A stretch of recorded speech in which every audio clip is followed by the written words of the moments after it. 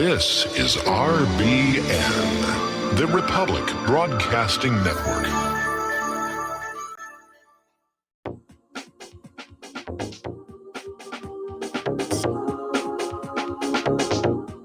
What Really Happened with your host, Mike Rivero. You're listening to the Republic Broadcasting Network, where you'll find out what the Fukushima's going on.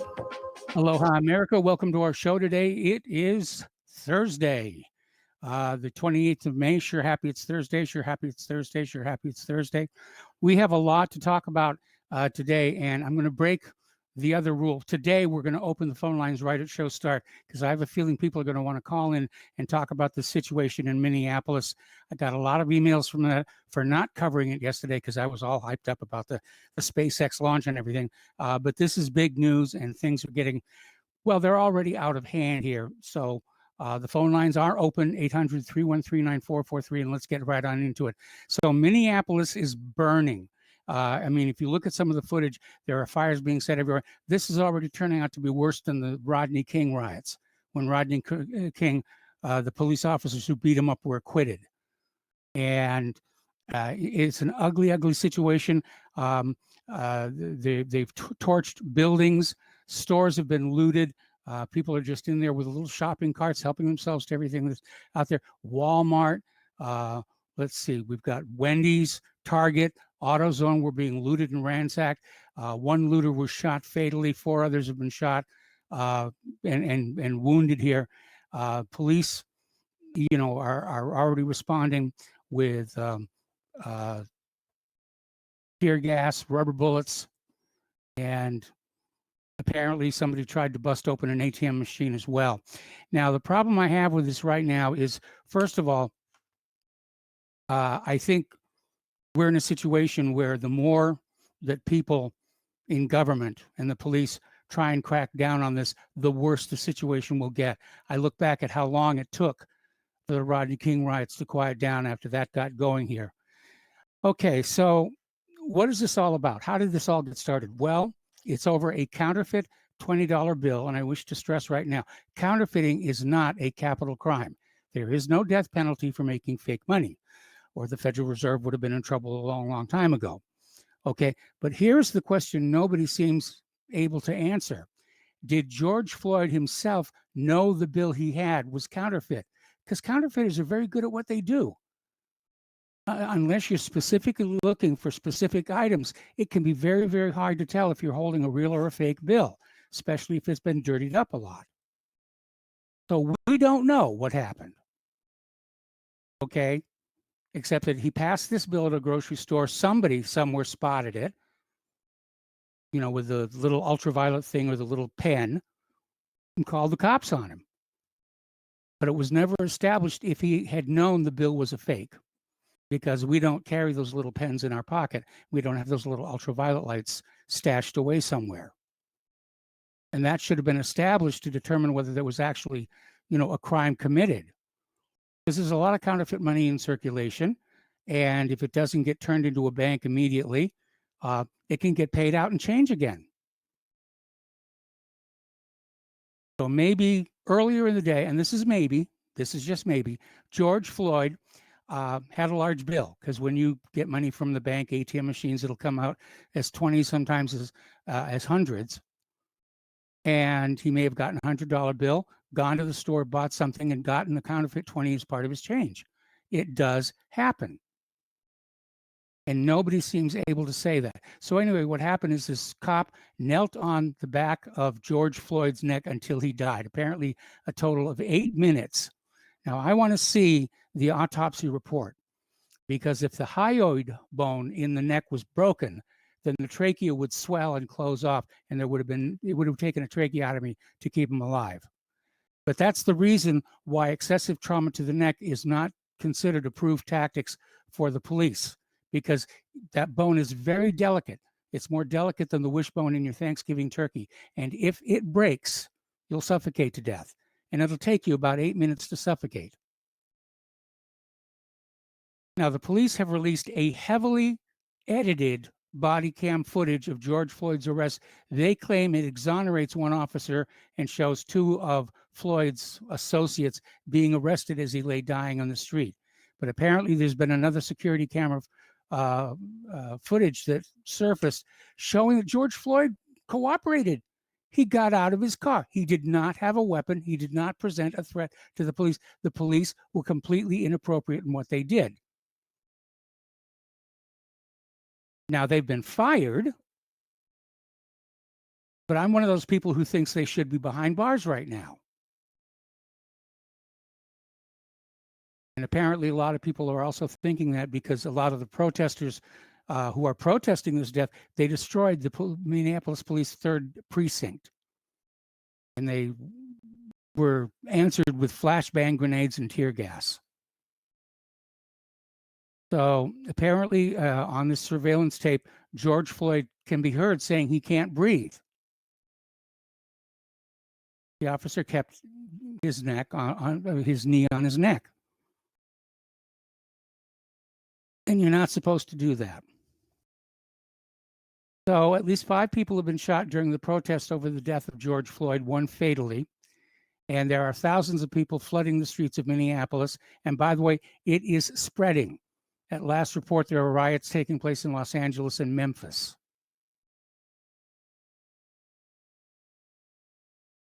So all those people who wanted some kind of a racial upheaval to bring about a military dictatorship or the New World Order, they got to be drooling right about now.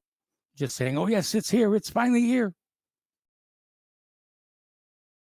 Everybody's already on a short fuse because of the coronavirus lockdowns.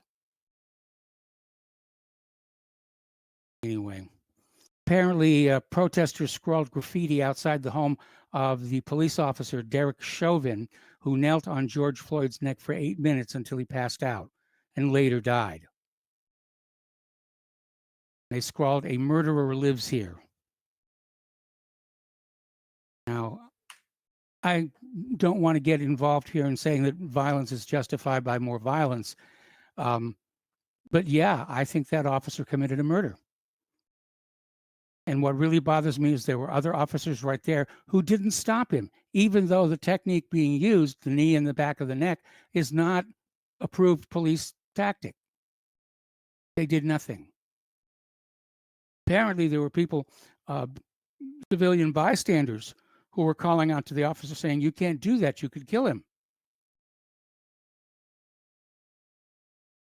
Now, apparently this George Floyd was active within his own community, and somebody found a video of him when he was 46 years old, encouraging young people to give up gun violence and saying that our young are clearly lost.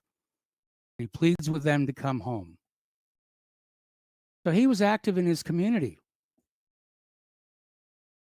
Looks like this was a good man. Now, they're trying to make a big deal over the fact that he was passing that counterfeit $20 bill. But again, we don't know that George knew it was counterfeit. And establishing that is going to be very, very difficult unless you find a counterfeiter who's saying, "Oh, yeah, George came on over here and gave me $500, for 2,000 fake $20 bills."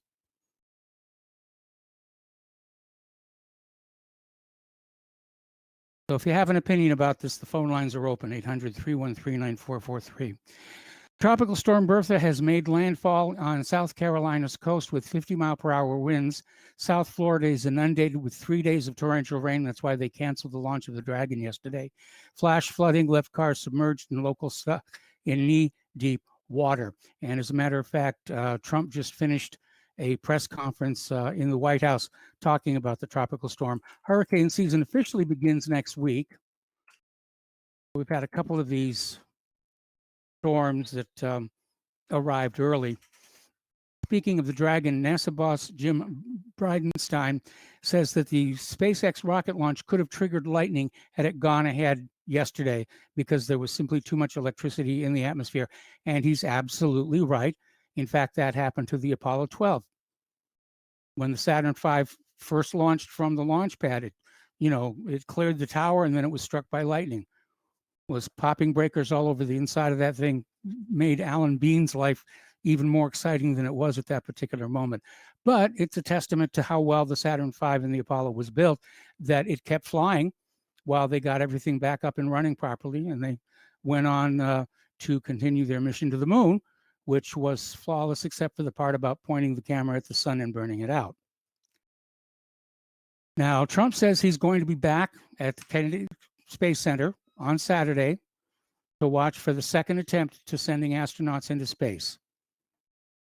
And right now, the weather forecast is saying it's going to be a little bit better than it was yesterday, but not perfect. So let's talk a little bit about COVID-19.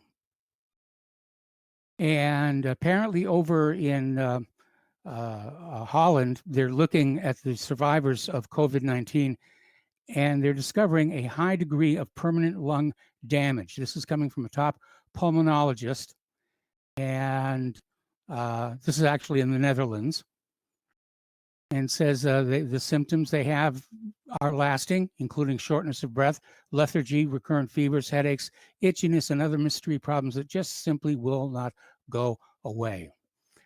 Now, here's a good one. As you've already heard, hospitals and doctors are being financially incentivized to come up with coronavirus deaths and put people on ventilators. And as a matter of fact, apparently in Washington State, they're counting gunshot victims as coronavirus-related deaths. Yep, here's another coronavirus-related death. Got a bullet hole through him. Well, yeah, but he died of coronavirus anyway. I mean, the numbers are being artificially inflated for financial reasons and also to keep the lockdowns going. Nearly 1 out of every 3 Americans are suffering anxiety or depression during the lockdowns, and I'm not surprised. I'm dealing with it too. Okay, we have a caller on the line, Don in Arizona. Hi, Don. Welcome to the show. What is on your mind? Well, Mike, yes, the problem with cops, job, who wants to be a cop? Sadists, some people are sadistic. They like to, it's just a psychological disorder. They're sadistic, and they figure they can beat somebody up. I had a friend that was in the National Guard with, and he was a cop somewhere there in Missouri, some small town in Missouri. But he was a really nice guy, I mean, overall, but he admitted to me and to other people that he just liked to beat up people, and they wouldn't let him be a cop per se anymore. He had to work in the jail. He couldn't go out on the streets anymore because it was too obvious that he just beat people up all the time.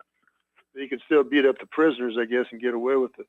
Yes. But I'm not justifying this, but the fact is, it's always been statists have always been attracted to this job, and well, I agree with you. Probably people who love power and authority, that uniform and that badge is a tremendous attractant.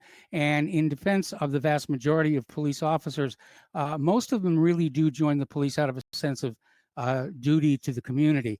And it's really just a small group of bad apples that makes it terrible for everybody else. There is bad apples, no doubt about it. And it's a job that they have to get people that are physically qualified anyway, that aren't, they can make it through past the physical and they don't have a police record already. And then, so, they have to, they can't be real choosy all the time about who they hire. Yeah. And thing is, what else was I going to say? The cops.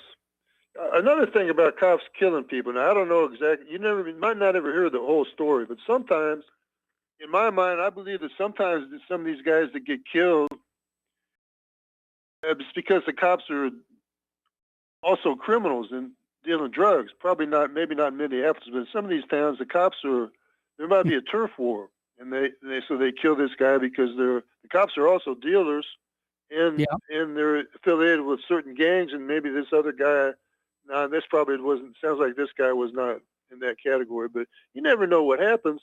And the thing is, the cops have to stick up, are always going to stick up for themselves. This is the way they are. They're always concerned about public relations, and they can justify some of the stuff they do and say, well, we have to keep a good image, otherwise people will not respect us. Yeah, so it's a catch-22 situation, and but I kind of agree with you. The guy's obviously kneeling on the guy's neck, and everybody knows, including all the cops, they know that they can't do that safely. There should be some criminal charges. Okay, that's all, Mike. Thanks. All right, thanks an awful lot, Don. We're going to let you go. The phone lines are open, 800-313-9443.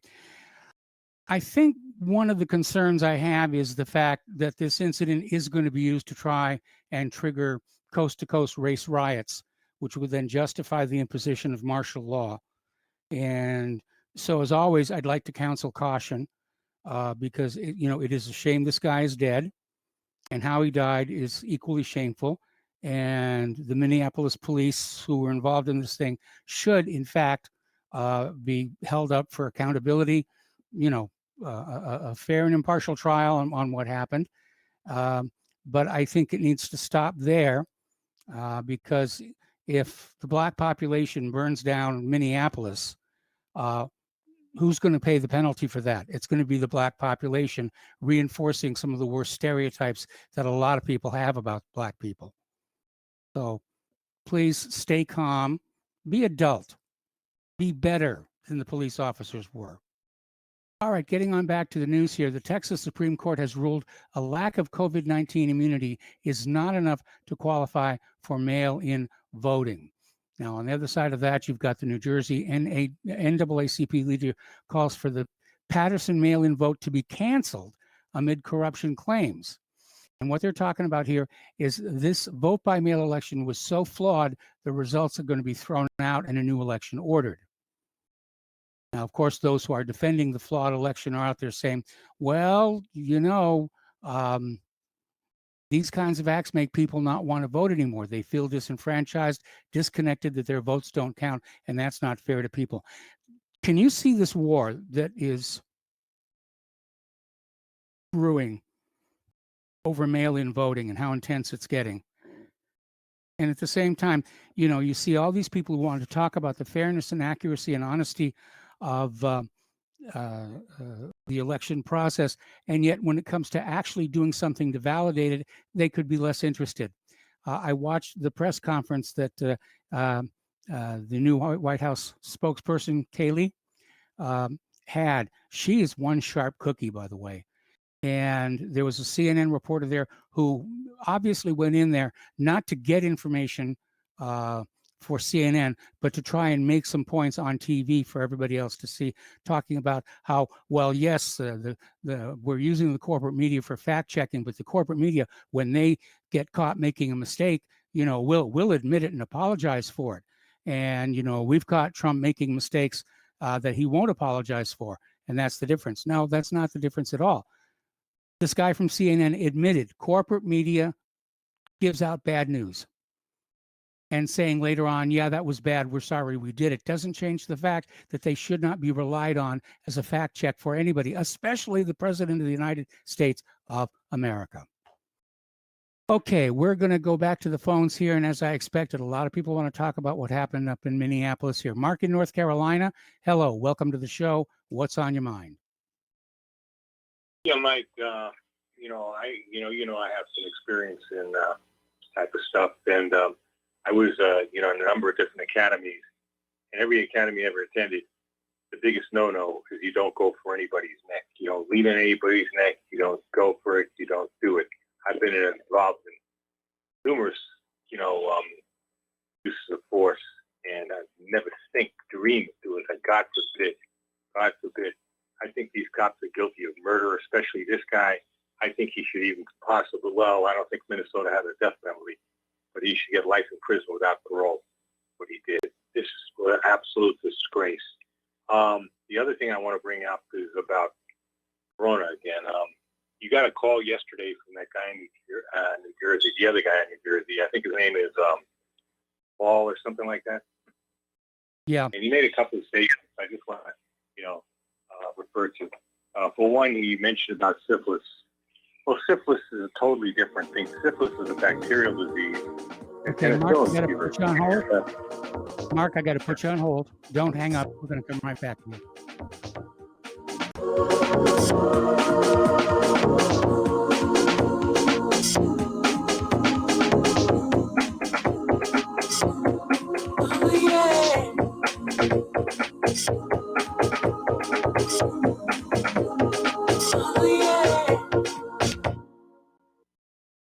Did you know that you can be tracked and traced when you're online? With identity theft and cybercrimes on the rise, your passwords, your identity, and even your physical location can be revealed to complete strangers. Would you like to surf the internet anonymously and not have to worry about these threats? Well, now you can by visiting patriotinternet.com. For about $2 per month, patriotinternet.com will conceal your IP address and your physical location, allowing you to browse the web, send emails, and instant message anonymously. patriotinternet.com will bypass filters, block sites, and keyword blocking. You can also bypass logging by your router and your ISP. With patriotinternet.com, there is no software to install and uses 128-bit encryption for your protection. When using wireless hotspots, patriotinternet.com shields your information from identity thieves and is compatible with Windows, Mac, and Linux. Protect your identity and your freedom with anonymous internet access from patriotinternet.com. Visit patriotinternet.com today.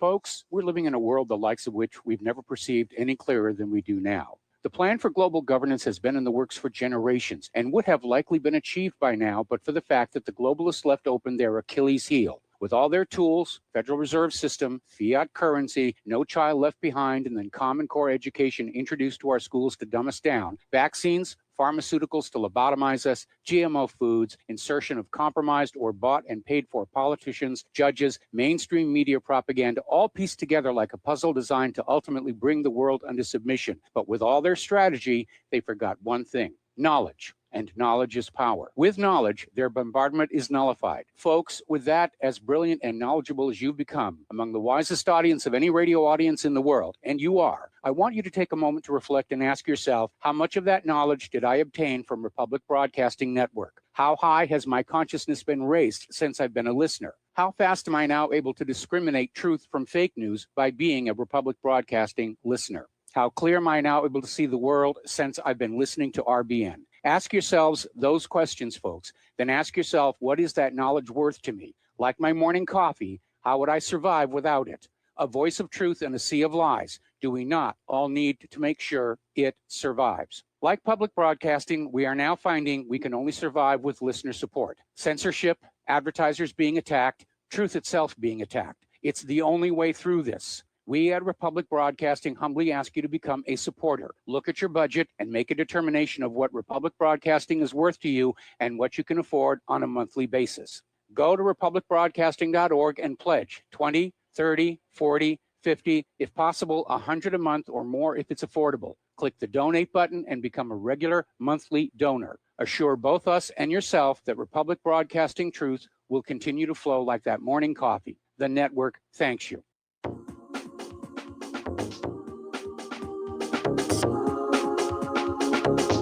What Really Happened with your host, Mike Rivero. Visit us online at whatreallyhappened.com. Here is your host, Michael Rivero. Welcome back to our show here. We're talking with Mark in North Carolina. We're talking about the coronavirus. And Mark, you had a response for caller Paul. Yeah, first of all, one of the things he said yesterday is about syphilis, being that how important it is for research, medical research, and all. Well, syphilis was pretty easy to figure out. It was a bacterial disease, and penicillin cured it. Yep. Same thing with the what they call the clap, which, by the way, I'm not ashamed to admit I had it a couple of times when I was in the Army. Okay, again, cured by penicillin, not a big deal. You know, the viruses are a lot, are not that simple. They're not. They're a lot smaller than a bacteria, and a lot of them can't. I don't think any of them can really be cured by antibiotics. You just have to, go through the virus until it runs its course, and hope the immune system is strong enough to fight it off, which in most cases is the case. But he made some other remarks too.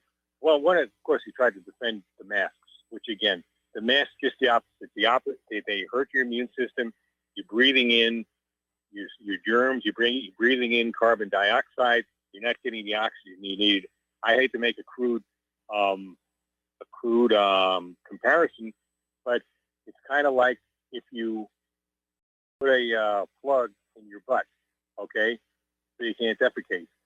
What's going to happen? It's going to go in through your body. See, that's the same thing you do when you're breathing. And I feel so sorry for these poor people that have to wear these things for 8 hours a day or more in a lot of these stores and stuff. By the way, in the county I live in, they made an edict that you got to wear a mask or anything. They're almost totally being ignored. Thank God, including by the police and the sheriff's department. That's a good sign. And that's one other thing too. He made a remark about. I know what he was alluding to when he said about breathing through your mouth. This clown thinks that evidently everybody around everybody in Middle America are mouth breathers. That's another, stereotype. Oh yeah, these mouth breathers. Well, let me tell you something, Paul. I've known from the time I was a very little kid. My father was an expert in stuff like that. He taught me, and he used to really get me into hiking and stuff. He taught me from the get-go how important it is to breathe through the nose and breathe out through the mouth. Matter of fact, I just finished mowing a few minutes ago, and that grass will get right into your nose and stuff like that. But obviously, I breathe through my nose and out through the mouth, and that's the way it's supposed to be. Okay. Most of the time, most mouth breathers are people that are very out of shape, and they really have like breathing difficulty, I guess. And yeah, they would be in danger of any kind of respiratory disease, no question about it. But that's what he was alluding to, and obviously I appreciated it. And just one more thing, going back to the what happened with this, with what they did to this guy in Minnesota. There are a lot of sadists in not only police work and law enforcement as a whole, unfortunately, and they do make it difficult to work because, if you're telling them you're considered a snitch, if you don't, your conscience is going to bother you, and it's a good possibility you're going to get into you're going to into trouble one way or the other. It's really not it's the only reason I got into that type of work is I never went to college. I had a high school diploma, and basically those were the best type of jobs I could really get from the education I had. I never liked them. I didn't like some of the things that went on. I never really made it above the rank of sergeant in one job that I had because I refused to put my head in somebody's what, okay, and do things that went against my conscience. So that's what. So, and but that's the way it is. And they're unfortunately, like I said, there are among the sadists, and this guy, I'd say you should get the death penalty, but since Minnesota doesn't have a death penalty, put him away for life. He knew better. It's kind of like this is the comparison I want to make. It's kind of like what you see going on in New York, Pennsylvania, California, and Michigan. These governors were not stupid. They knew better than to put those infected patients in those nursing homes.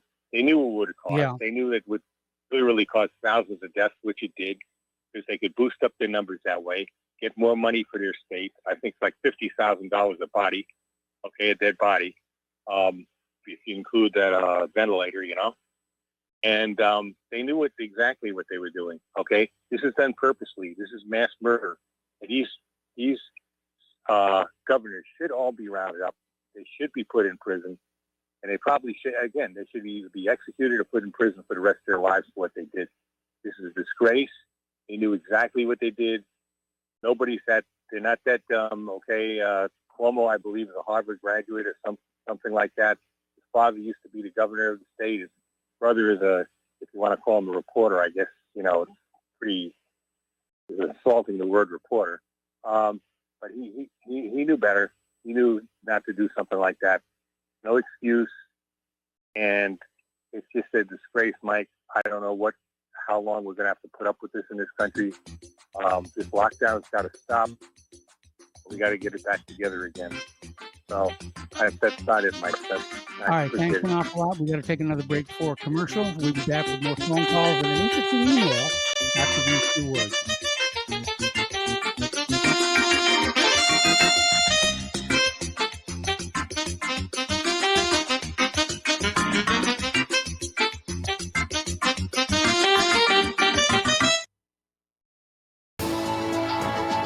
You are tuned in to the Republic Broadcasting Network.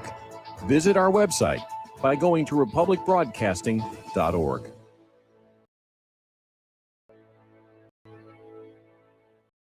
What would you say if I told you we have a new tool that will increase production and lower maintenance costs for your meat processing company, and it would pay for itself in just 6 weeks? When pigs fly. The new EaseOff Model EZ4 replaces old spring-style carcass droppers and is faster, safer, and more reliable. The EaseOff lowers or lifts 1,000 pounds to or from your rail automatically using our remote control. Sounds expensive. Can I afford it? Can you afford not to try the EaseOff? It installs fast with just 3 bolts in place of your current dropper. The effortless operation will reduce fatigue and injuries, speed up your line, eliminate downtime, and increase profit. How can I order my EaseOff? Go to easeoff.com, EAZEOFF.com, and hurry because we are offering $200 off on the new EZ4 for a limited time. Easeoff.com. We make pigs fly. Cows too. EaseOff LLC, Summersville, Missouri, 417-932-6419.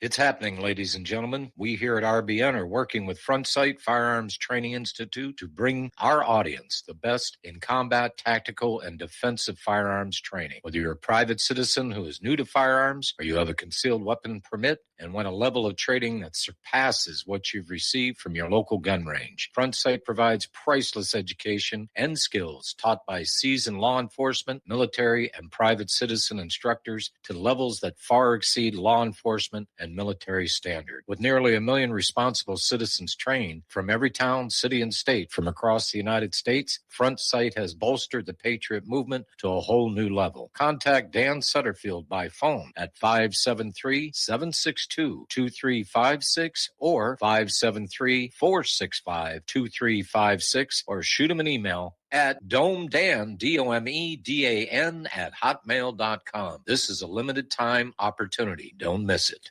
Extend your life with Extendovite, a 7-herb combination made from garlic, cayenne, bilberry, hawthorn, ginkgo biloba, valerian, and milk thistle. Each herb was chosen for their abilities to help improve irregular heartbeats, chest pain, lower cholesterol, as well as normalize blood pressure and clean and strengthen arteries, plus much, much more. Doctors have taken people off of some or all of their pills just because they believe their patients got better while taking Extendovite. Get the dependability of Extendovite. Just see how you feel in 6 months. A 2-month supply of either capsules or liquid is only $69.95 plus shipping and handling. Call 1-877-928-8822. That's 1-877-928-8822 or visit heartdrop.com. Extend your life with Extendovite.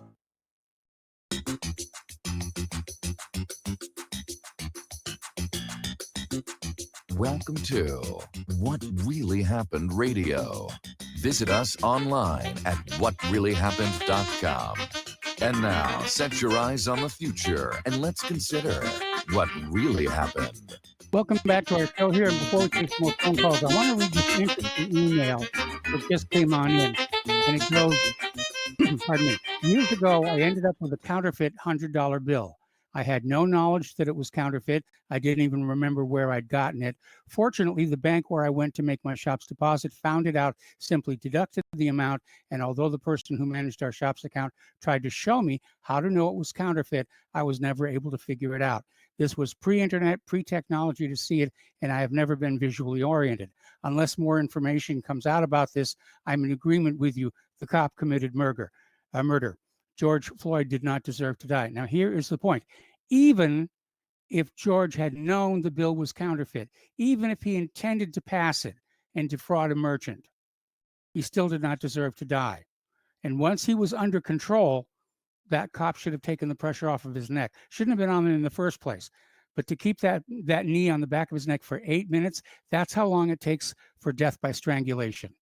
Like I said, when the autopsy report comes out, I want to know if that hyoid bone was broken. All right, we're going to go back to the phones here. Glover in Virginia. I hope I pronounced that correctly. Welcome to the show. What's on your mind? Thanks, Mike. Yeah, how or what a paradox that this man is suffered what he did on suspected counterfeiting. I guess it's okay, if the government does it, it's okay, but if you do it, it's a death sentence. When they when they mark your bills, you're at the store and they mark your little bills to see if they're counterfeit. And I'll tell them, counterfeiting, is like mass murder and narcotics trafficking. If the government does it, it's okay, but if you do it, it's a crime. Yes, And well, that's what one of the power things. is. Yeah, and that's one of the this whole counterfeit charge that they're leveling against him is an opportunity to educate people about that. The massive counterfeiting that's done in this country, on a daily basis. Anybody with an IQ above their shoe size knows that this guy was mistreated. And sadly, we're all in George Floyd's, a lot of us are in George Floyd's position right now here in Virginia. The corrupt, deceitful, hypocrite, lying governor just implemented the mask mandate. Mm-hmm. That's for people who's sitting around waiting for some microchip or nanotechnology to be injected in your system. Oh, that's going to be the mark of the beast. No, it's here right now in another form, because I'm going to be denied access to the free market now because I'm not going to wear a mask. But anyway, this you stole my thunder, because when you commented about this how the media's response to this, I knew it was going to be used as a psyop to ignite a race war or more tension between us and get us bickering amongst ourselves instead of focusing on the real criminals. Definitely, it's already being used to distract away from this whole Twitter controversy, which we're going to talk about next. Yeah, I mean, the media is so diabolic. They did not have to report that it was a white officer who killed a black man. I've been arrested by white cops for no crime at all. And they're going to completely ignore the fact that if white people are more, there's more of a chance for a white person to be killed by a police officer than a black person. Yes. No, but they are using this to ignite racial tension, and that's what really pisses me off. Yes. And they did not have to. I knew it. It was plain as day. We're being subjected to running another psyop, another Trayvon Martin, another Michael Brown. And just the way they framed it, they did not have to say that. A white officer killing an unarmed black man. Well, why don't they report about the white officer killing the unarmed white man? They don't want to do that. They want us at each other's throats. Yes. And, it's already working. I've heard people commenting, saying how, all Republicans are racist and all this and that. And it's just, they're going to be using it. They're launching another psyop with this George Floyd's death, or murder, actually. That's what it was. And what bothers me is why the people standing around didn't do a flying drop kick on that officer and then take off running just to get him off the man's throat. I mean, at least if he would have been alleviated of the pressure for a period of time, he might have had a chance to survive. But it's just sick. It is so sad. But Yes, anyway, it is. that's what we're dealing with, the knee on the back of our neck here in Virginia right now, Mike, with the governor's order, Governor Northam. And they're implementing this mask policy, even though the masks that they are recommending do not provide they're ineffective barriers against viral transmissions. This is all about, this whole coronavirus thing is about domination and submission. Mm-hmm. They are sure, and to see a large segment of the people in this country clamoring for it, it is shameful. Yes. But anyway, yeah, they killed George Floyd, and these guys need to be held accountable. That's I'll let you go, Mike. All right, thanks an awful lot here, and we're going to switch over to Daniel in British Columbia. Daniel, thank you for waiting patiently. What's on your mind today? Well, hi, Mike. This thing, I don't know why race is involved. I don't remember white people rioting when that Somali American police officer in Minneapolis, St. Paul, shot someone out the window of their cruiser car. It turned out to be the woman from Australia that called the police about a burglary. So I don't remember any TVs being stolen from Best Buy or anything like that. And I think it's a police brutality issue, period. So I'm sure there's lots of black officers that stomp on the necks or put their knee on the necks of white suspects, and vice versa all over. You just don't hear about them unless someone dies. And I know these police are probably trained in, let's say, Israeli tactics. So we're all Palestinians. Now, I think right now, George Soros is writing a lot of checks for all these protesters, the ones that are organized with, they all have the same signs and so forth. Yeah. And it's just, it's not about race. It's since 9/11, it's this militarized police. That's what people should be protesting. Yes. But I have a feeling, though, we'll see tonight if this is really going to build or if they're going to be able to get a handle on it. But again, with the reports we're getting from places like Los Angeles and Memphis, it does look like somebody was just waiting for this spark to try and get another racial issue going. And you're absolutely right. We only hear about white on black crime. We never hear about black on black crime, which is a major, major problem. We never hear about black on white crime, which is a major problem.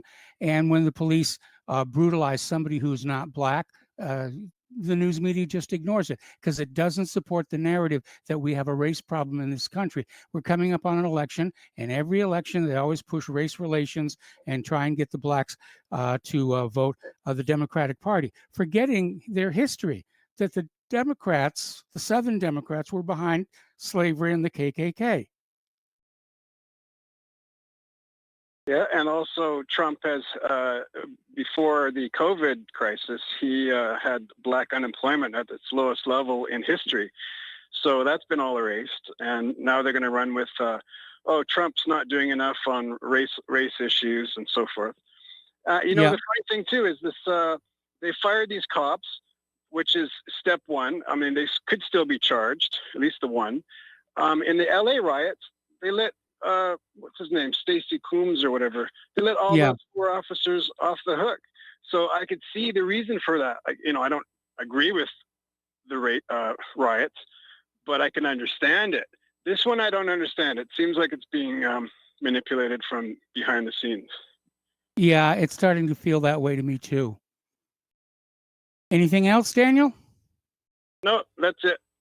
All right, let's go back to thank you very much for the phone call. Let's go to Andy in Texas. Hello, Andy. Welcome to the show. What's on your mind? Well, hey, Mike. An interesting comment. I think you're right about this race war. They're trying to push that. I saw a video of CNN down there in Minneapolis taking video of what's going on, and this black gentleman comes up and gets into her thing, and she starts to interview him. And he lifts his shirt up and shows that he's been shot 4 or 5 different times with these rubber bullets.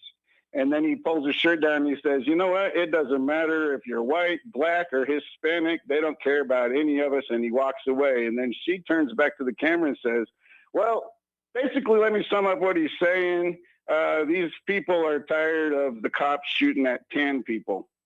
And he clearly said that they don't care if you're white, black, or Hispanic. And she turns it around and says, let me sum this up. He's a little ticked off about how they're treating brown people. So that's ridiculous. And then they showed a video this morning. Apparently the protesters found out where this cop lives, and they went there and they filmed it. And there's like 200 cops surrounding this guy's house. So this guy's getting better than Secret Service protection right now. Yeah. They could probably have ended this real simple by saying, yeah, we're charging him with murder. And then they could have waited till they acquitted him, and then we could have seen this thing start all over again. I don't think it would have ended all of it, but it would have. A lot of people would have went home if they knew he was being charged with murder. I agree. It's just as simple as that. You know, and getting out there and say, you know, we promise a robust investigation. That's a meaningless statement, and it's only making people angrier. And it's starting to look like, yeah, there are interests who want to fan this thing up into a major confrontation. Well, if you look at the protesters themselves, I mean, there's as many white people out there as there is black people out there, if not more. Everybody's ticked off. We're tired of the cops killing us, and it is the bad ones. And that guy with his knee on his neck, as soon as that guy went limp, and I hate to say this, everybody can say this, but as soon as he went limp, I would have went and hit the guy and insisted that we give him mouth to mouth. I mean, there's no way I could stand there and watch somebody get killed and film it. There's no way I could do that. I'm ex-military. I can't see that. You fight for people to stay alive. You don't fight to see them die. So. Well, again, we don't know the exact timeline of Floyd's death. And as I said, I want to see the autopsy report for injuries in the bones around his throat. All right. So thanks an awful lot. We're going to switch over to Mark in New York. Hello, Mark. Welcome to the show. What's on your mind? Hey, Mike, it's Mark. I'm glad you're doing. I hope you're doing great. You sound great. And Thank I had you're welcome. Oh, I have a crazy conspiracy. Wouldn't be the first time. But it starts with a conversation I had with my old employer, who I had a friend in banking. And he started off the conversation talking about how, like, in the borough where he lived outside Manhattan, that there was there were two sisters, that drug deal gone bad. Cops showed up. They're begging. The girls are begging to be taken to the hospital. They just let him die. And he had to go there and clean up the blood off the street. And then he said, what's worse, a murderer or a thief? And then I was like, I don't really know. Well, murderers usually only murder once. But a thief is a pain on society because they keep robbing people. And it's just a pain. And then he talked about his banking friend, who said, like, the worst thing that they hate is when they write the account numbers on the slips and then they put the slips back into the bank in the old days. And I've seen that too, when you pull the slips out with some of the old ladies, and it was hard to trace. And then he said, have you ever thought about counterfeit money? And I go, no. He said, the Secret Service, they'll just shoot you if your eyes come on. He's like, yep, they don't, counterfeiting, that's a serious thing. And for me, after hearing you talk about the banks, they say that maybe Kennedy was partially shot because he was messing around printing his own money, So it's a serious thing. And I think, here it is. He might be a nice guy, but I've gone in past 20s, and the girls are putting it up to the light. I'm kind of insulted, What are you looking at? What do I look like? I'm a nice guy, But I think, here it is. There's an ongoing investigation, and like you said, counterfeiting's everywhere, and that's what drives the banks crazy because you're messing with their income, their revenue. Yes. And you risk, and I believe my boss was right. They'll shoot you. They don't care. You're a counterfeiter. And I think that the ongoing investigation, they could have. You don't see them, but they could have checked for his ID. He had other 20s in his wallet, and maybe he had a little stash by the car when they said, "Oh, look at this." The ongoing investigation right now, they're stalling and dealing with this while they're looking at his phone numbers. They're checking all around, trying to see what the thing is. They know who he is. That's why they showed up like that, faster than somebody getting shot. They were there before the guy got in his car and took off, which is amazing. So they were and the fact that this guy, it's horrible, but he's on video. He knows he's being filmed. Maybe because they're so, they got this hubris. They want anybody else in the ring to see that this guy is getting killed. Now if this is true, everybody, that counterfeit ring is scrambling, getting a little nervous now because they found more of these fake bills in the car. That's why it escalated to what you saw. Because clearly, come on. No, that was a piece of information I did not have. That was a piece of information that there were additional counterfeit 20s found in the car. For some reason that, Nobody you knows, know, and they're not going to say, right? now wait a They're minute. not- they don't want to Let's scare back up. Let's back up. So you're just guessing that they found additional 20s. Yeah, because you don't see them searching through his wallet. Clearly, the camera's on there. So right now, if there's anybody else in his ring, they don't know how much the cops know. That's my conspiracy, or that's my theory of why they were so brazen in killing. Because, like what I heard, like if you're a counterfeiter, they'll just shoot you on the spot. They don't care. Well, but to do it in public like that, that's the it's Secret that. Service, which was about, protecting the sanctity, if you will, of the nation's currency, even before they took over the president's protective detail. That's been the job of the Secret Service all along. But these were Minneapolis police, not Secret Service. Anyway, we got to take another I break. understand. Russell. Thanks an awful lot, and we'll be back with another phone call after these few words.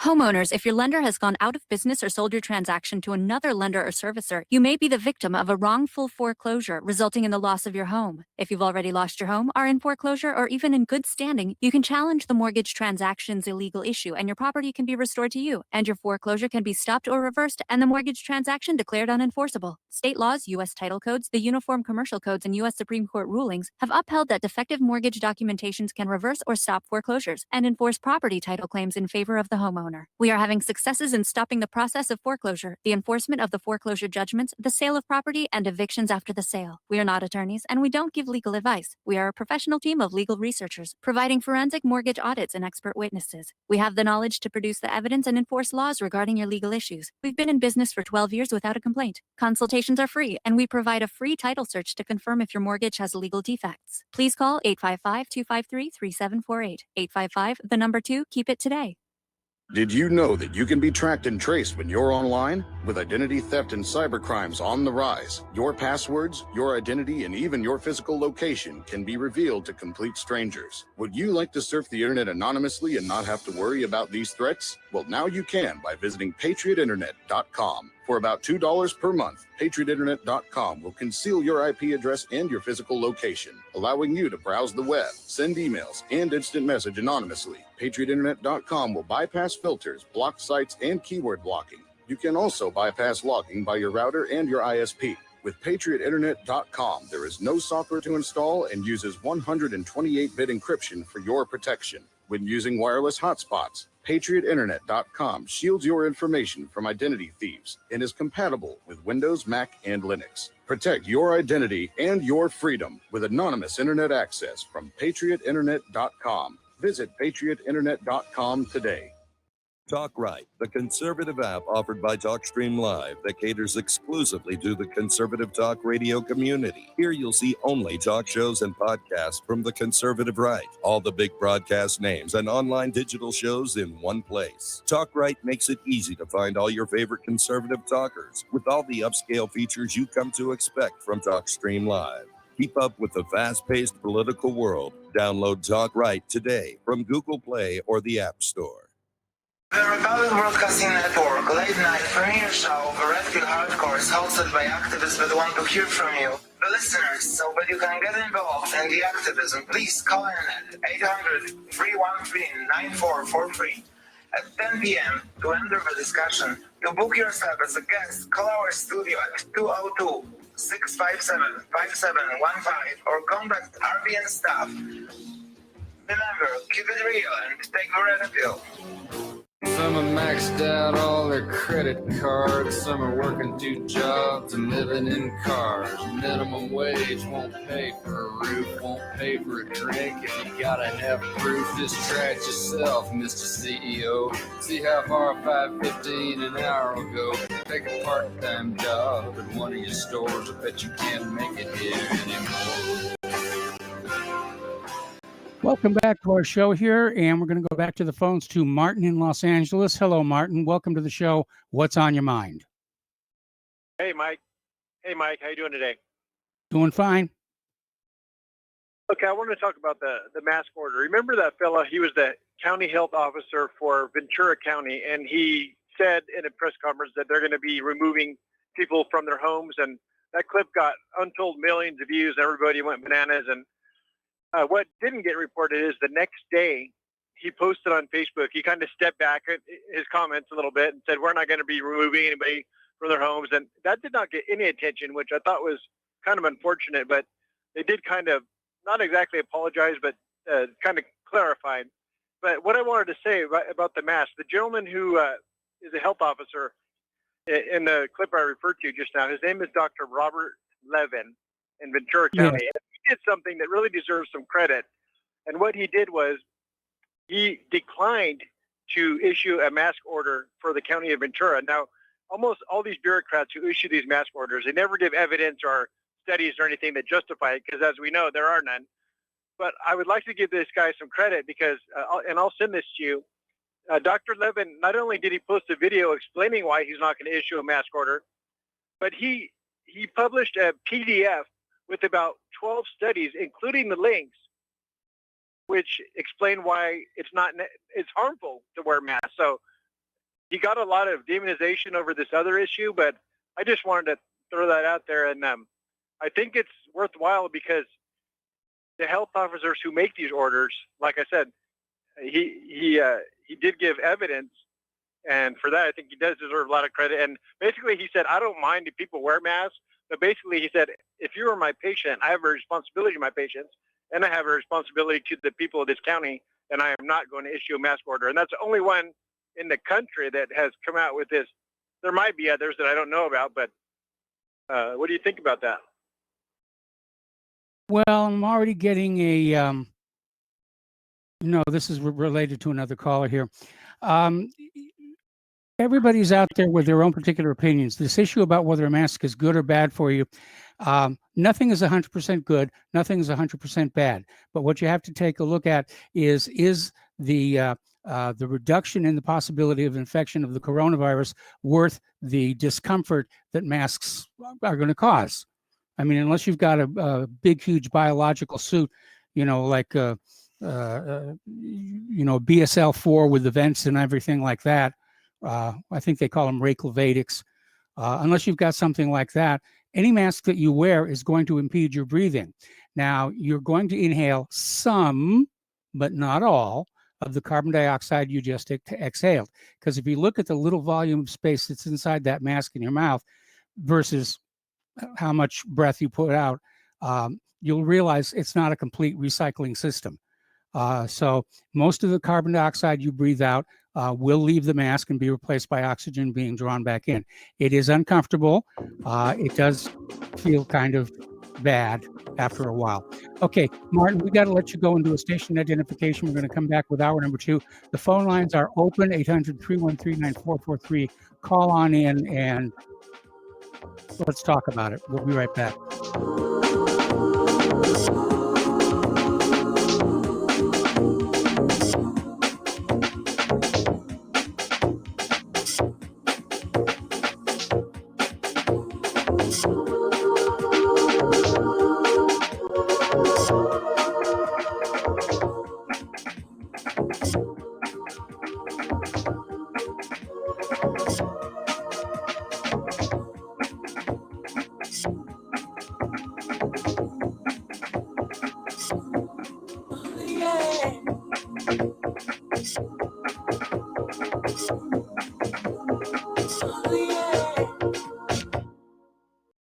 Tired of being lied to by mass media? It's growing more and more apparent today that news is received less and less through standard media outlets. Even with a growing audience every day, RBN is beginning to direct more efforts into social media. Social media and the use of the internet is fast becoming the primary source of people for news, regardless of demographic. RBN has set out to provide some of the best news on the internet through republicbroadcasting.org, and also has begun to use the tools to our advantage by way of social media. Republic Broadcasting is now operating a Facebook page to function as yet another avenue to have our collective voice reach new audiences across not only America, but across the globe as well. The Facebook page features not only news, but also an RBN player to listen to our broadcasts.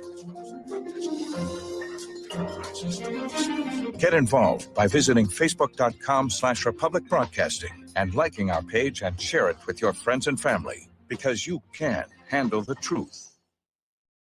You're listening to the Republic Broadcasting Network, because you can handle the truth.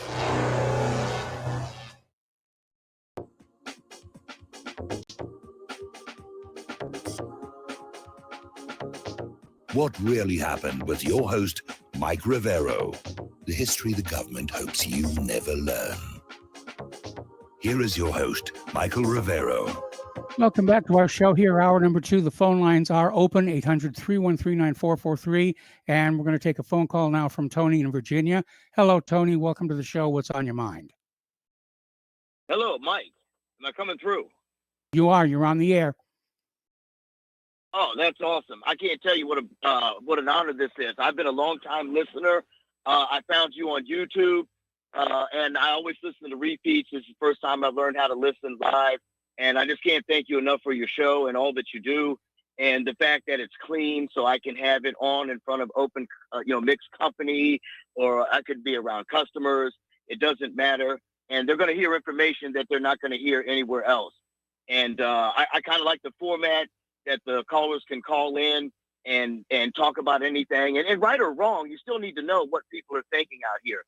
So that's another added bonus to it. And the fact that as the host, you don't necessarily have to respond to every caller or engage in that. We just know what people are thinking out here. But anyway, I just wanted to make a point that nobody's making on this particular subject with the knee to the neck, which, and what I saw, right, it was just horrible.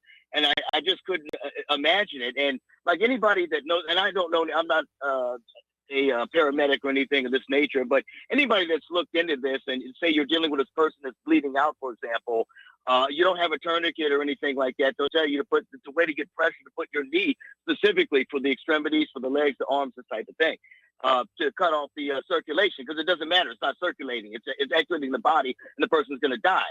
So you're putting that. So you're cutting. So at the very least, you're cutting circulation to the man's brain. You're going to possibly cause brain damage to him in that situation. And another thing I noticed, and nobody talks about this, is the fact that these police officers look like they were very small men. Okay, and I'll preface this by saying that I'm a small man myself. And when I was younger, I just remember there wasn't all this belief in equality and all this anatomy. You had to be suited for the job. When I was younger, firemen and policemen were always big, hulking, strong men, capable. But as a firefighter, and I just think pushing all this, everybody's equality, not everybody can do we know everybody can't be a musician and an artist. Why do we assume that people with that, and we know that, look, it takes a certain physique to succeed in the NBA, right? So why do we put people in these positions? But anyway, that's the only point I want to make. Thank you so much for your time. Well, thank you very much for the phone call and for the kind words, Tony. And we're going to switch over to Peter in Los Angeles. Hello, Peter. Welcome back to the show. What's on your mind? Hi, Mike. I guess you changed from after 3 o'clock or 2 o'clock, huh? Just for today only, For calls. because we wanted to do the, just for today only. Well, I'm calling about George Floyd, who, by all accounts, was a stand-up guy.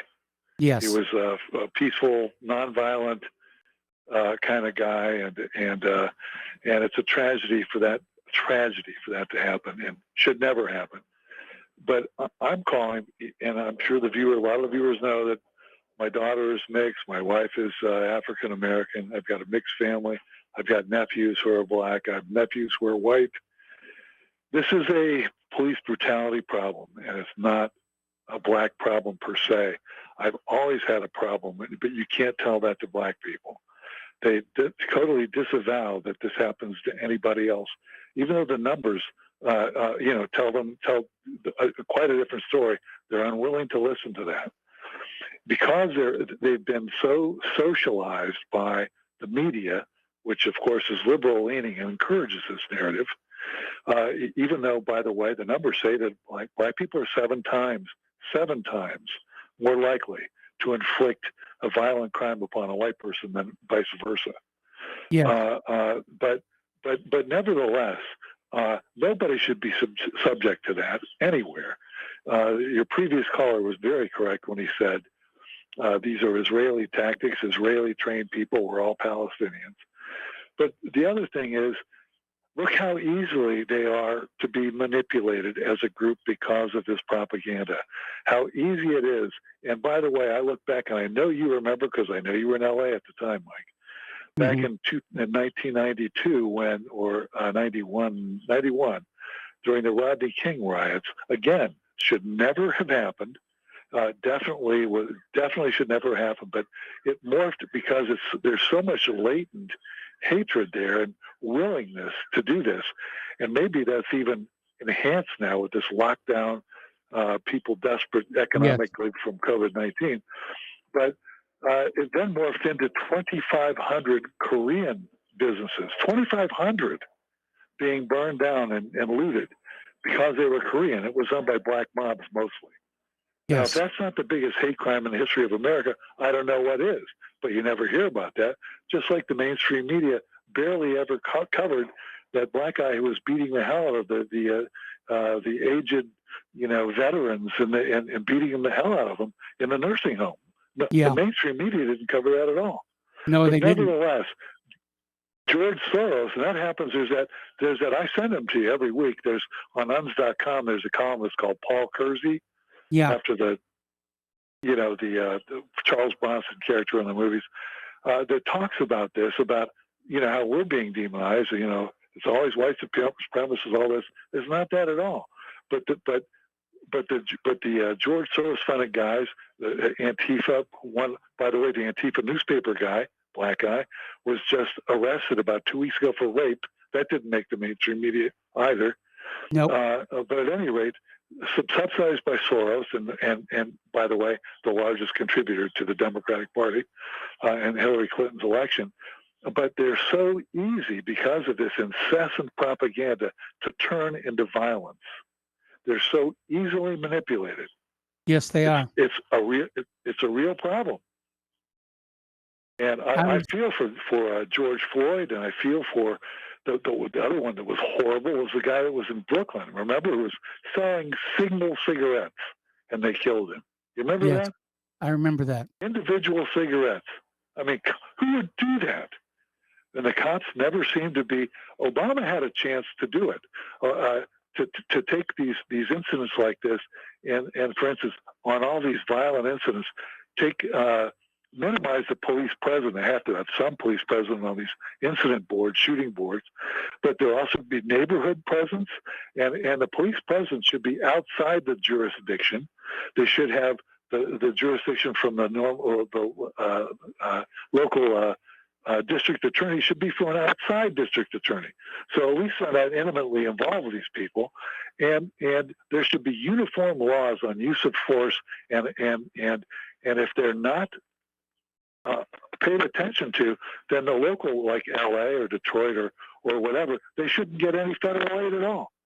And the feds could enforce that. Either you use this protocol, right, on handling incidents, and by violent police officers, or you don't get federal aid. I mean, it's pretty simple to do stuff like that, and they should also be made liable for civil suits. So, but it's a problem all the way around, and I'm all for these guys peacefully, and I'd be there demonstrating on behalf of George Floyd myself if I were in Minnesota.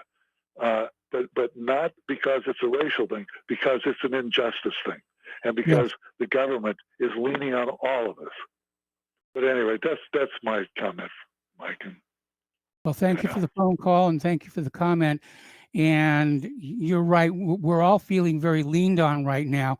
But anytime you can get one population to grow up believing they're the victim and that they are owed something from the past, then you can get them to do just about anything that you want. And that's really what's been going on. And it's why, Trump getting a healthy black economy going before the COVID-19 really wasn't going to make a difference, because what the Democrats are saying is, no, you guys don't want jobs. You want, reimbursement. You want compensation for slavery, reparations. That's it. That's the buzzword. And so that's what they're selling. And of course, if you're looking at one politician who says, I'm going to get you a moderately decent paying job, and the other one says, I'm going to get you the money, but you don't have to work for it, who do you think you're going to vote for? And I had a discussion with a former police officer only a week ago, who was basically saying that until you're actually down there in those neighborhoods like South Central and see what it's like, you don't really know how much hatred there really is being built up in the Black population against the whites. I had 2 examples in my life about how this happened. And the first one was while I was working on a riverboat on the Mississippi River, and we'd stopped at Natchez under the Hill.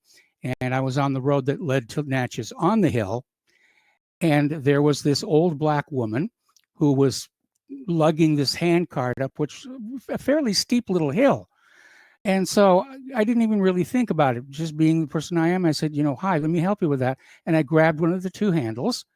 And so we lugged this cart up. And as we crested the hill, there was all these people around who just turned and stared at me. Like, I had committed this horrible faux pas of invalidating everything that they thought they knew about the white population. And the other one I had was back in Los Angeles. In fact, it was. Okay, thank you. The other one was again where there was this young lady that my first wife and I had met on Barbados, and she stayed with us a little while, and then she got a place in South Central, but we stayed friends.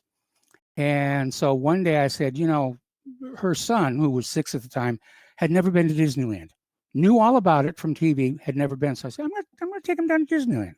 Okay. If I drive down there to South Central, to their address, and I'm walking in, and again, I am being stared at like, what's wrong with this guy?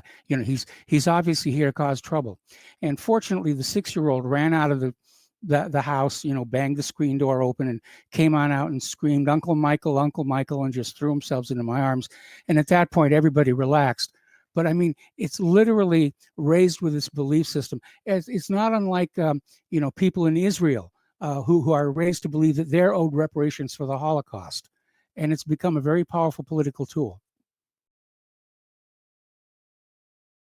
Okay, so let's go back to the phones here to Dan in Washington. Hello, Dan. Welcome to the show. What's on your mind? Hey, thanks for taking the call.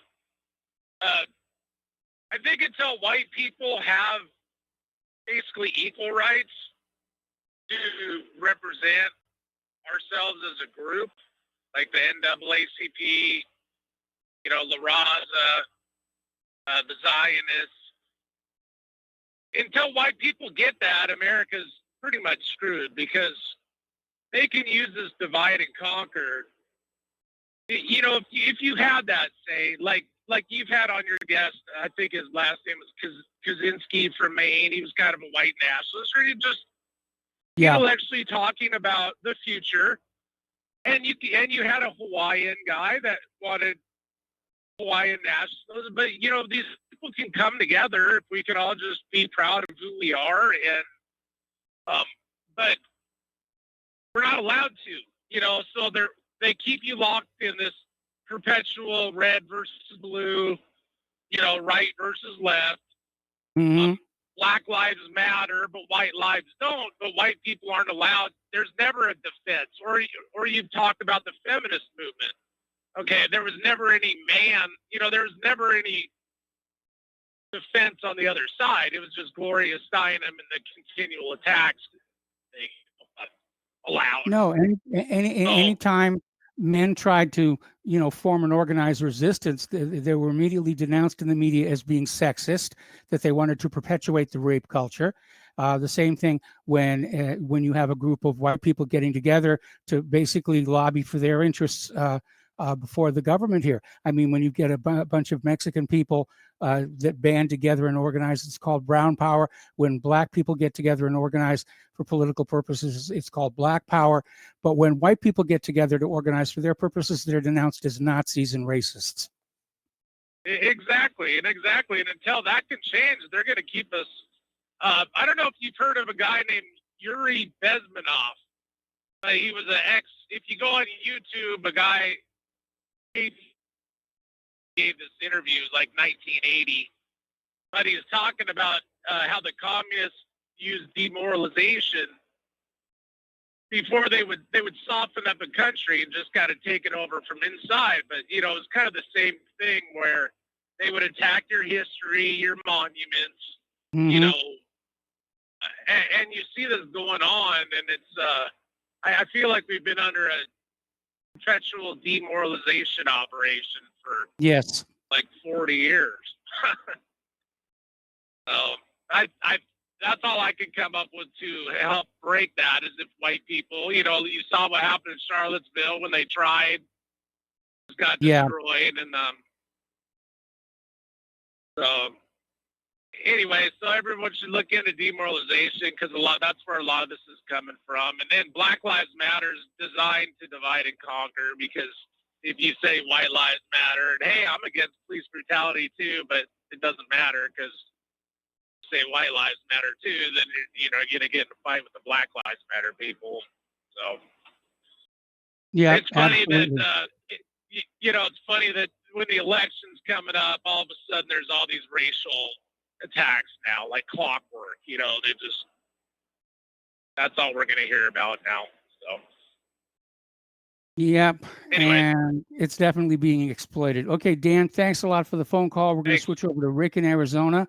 Hello, Rick. Welcome to the show. What's on your mind? Okay, a long time no talk, Mike. I have a problem with all these cops throwing their careers away over black people. There's protocols involved here, and I don't know if all the world's a stage or not, but you see, for the mayor to come out and fire 4 police officers, that's not the protocol. They're suspended pending investigation, okay? And you take a look at the New York situation where the guy was pinned down because he was smoking a cigarette. That cop was still on the force 5 years later. Then they came out and fired him. And I would like to know, did he really just retire? Could be. How does a guy last 5 years on the force after that? So, look we didn't see the whole picture of this video. I'm not calling it fake or nothing, but I'm not going to buy it for real quite yet. There's No, if forces it's out there edited, that something's want to being start hidden. trouble between. What's that? If it's edited, something's being hidden. We don't even know the footage. Well, I'm just saying I know the police department's protocol. I know plenty of police officers, and the mayor just doesn't come out. They have a union. They have a very strong union. Yes. And they have protocols. And so, I don't know if this, I don't know all the details of this, but there's been so much BS on the internet and social engineering over the last 10 years with fake shootings and everything's questionable. I want to see how this all shakes out before I come to a conclusion. But I'm having a problem with all these cops after everything that's been going on. They're pinning a guy down in broad daylight, and then they got a guard saying, "Stand back while we kill this black guy." Don't believe everything you see on the internet quite yet, people. Just see what happens. Somebody actually said that. I'm telling you, there are forces out there. Somebody actually said What's that? Somebody actually said we're No, going to but that's what it looked like. It's what it looked Well, like. okay. The cop was telling everybody to get back, and the guy's pinned down. We everybody's want got a to phone be right now. Are you that very- stupid as a cop? Are you really that Yeah. stupid as a cop? Everything. So I'm just saying I'm not buying everything right away, but I'm not calling it fake, but I'm not buying it for real right away. Thanks for taking my call. All right, you got it. Well, we have too many people who are calling in with guesses, and they're trying to fill in the blanks with inadequate information. And again, I was unaware that anybody had said that this sort of thing had been said. We don't need to embellish this crime. We don't. It's pretty obvious. And just looking at the raw videotape, unedited, I think is going to tell the story. This second surveillance tape that surfaced clearly shows that the cops were not presented with a threatening situation, which is the only time when deadly force can be used. Okay, so let's see. We're going to go to Tom in Florida. Hello, Tom. Welcome to the show. What's on your mind? Yes, Michael. Good day to you. Aloha. Yeah, it's good to hear. I heard Miles called in yesterday. I couldn't call, but I'm glad to hear him and Jim called in. They're great calls. I hope Miles calls in, but Yeah, Michael, here's what's going on, I think. Okay, I don't know if you Tom. had a chance to watch. Tom, stay on the line. Got to take a commercial break here. Don't hang up. We'll come right back.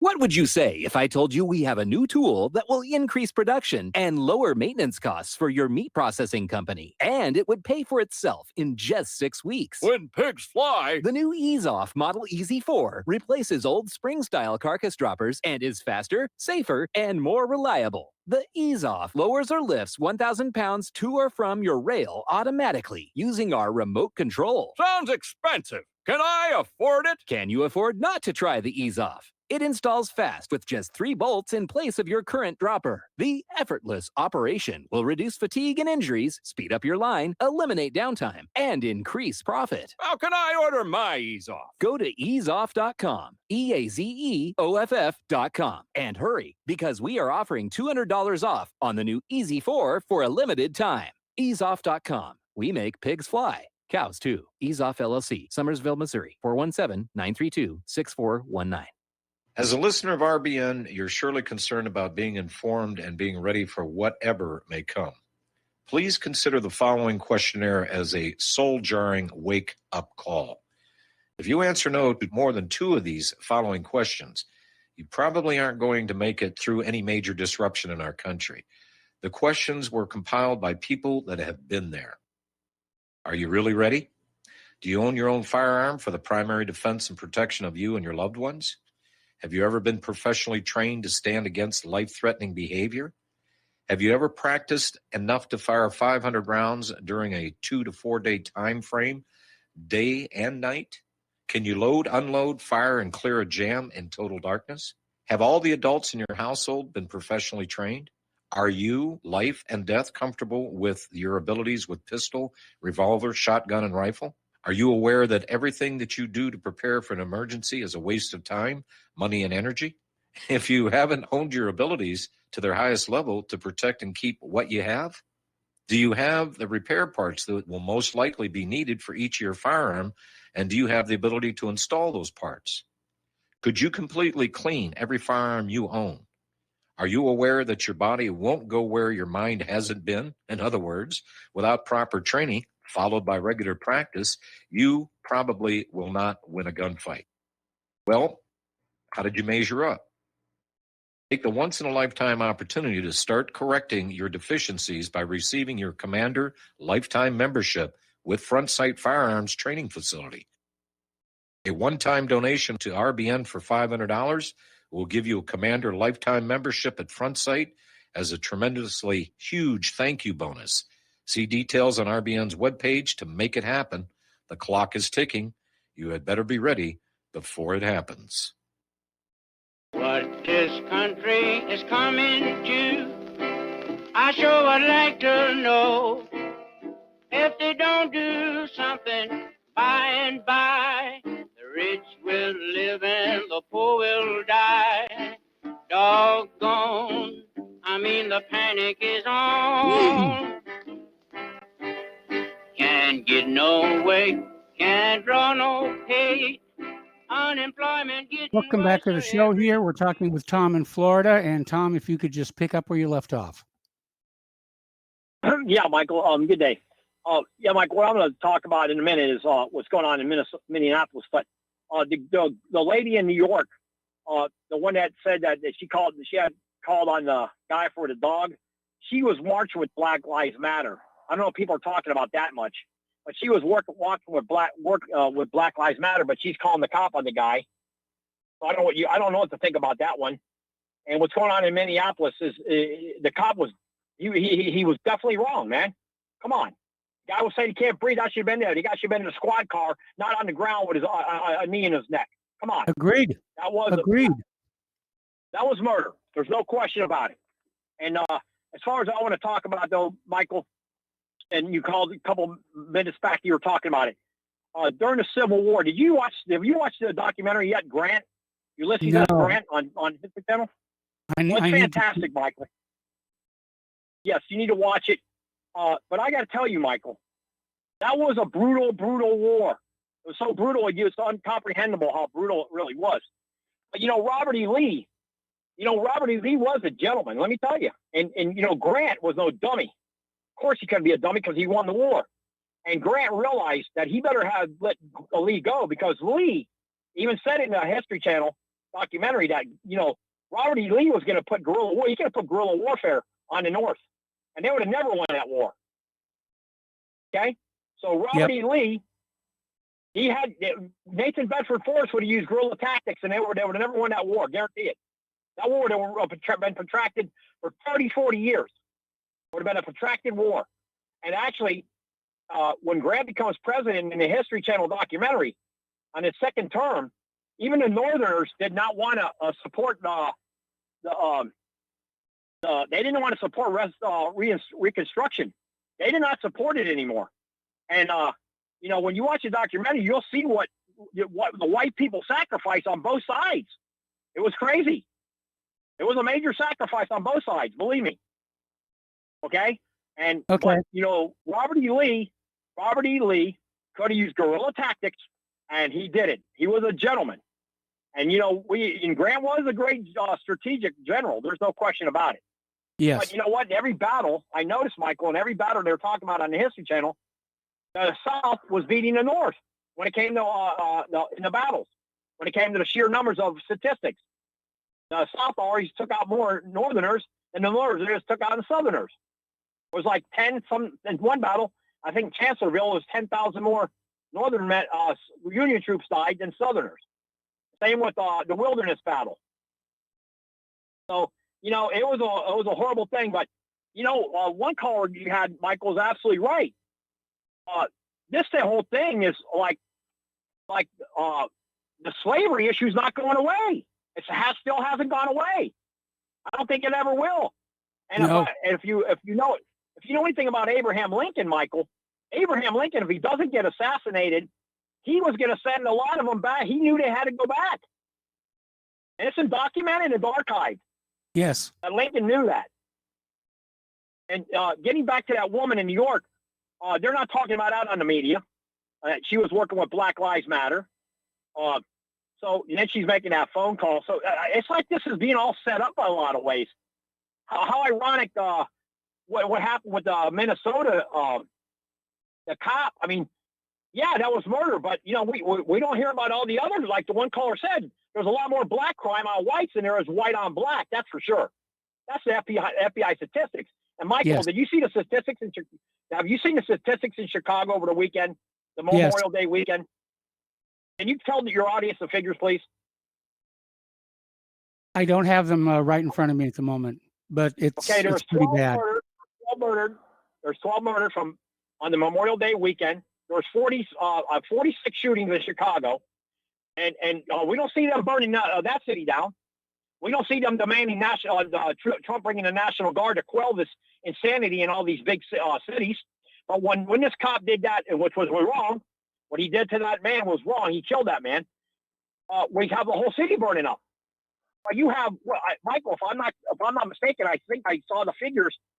And in 2019, there was 7,865 murders of blacks on black in these on the lower 48 in all these cities.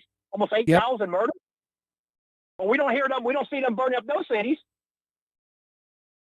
Chicago always has 500, 600, 700 murders every year. 800. We're not hearing about that. But we're hearing about this. And the media is totally complacent in this rioting. They should be blamed for what they're doing. And they're inciting. They're inciting this. And, we don't hear about young little kids getting shot by stray bullets. I think I think last year there was 146 little young kids under 12 years old were hit by stray bullets dead. We're not seeing those cities going in flames over that. But we hear about this cop and the whole damn city's on fire. Yes, including the low-income housing. All right. Well, listen, Tom, we got to let you go. We got to take another break for commercials, and we're going to come on back. More phone calls. We'll be right back.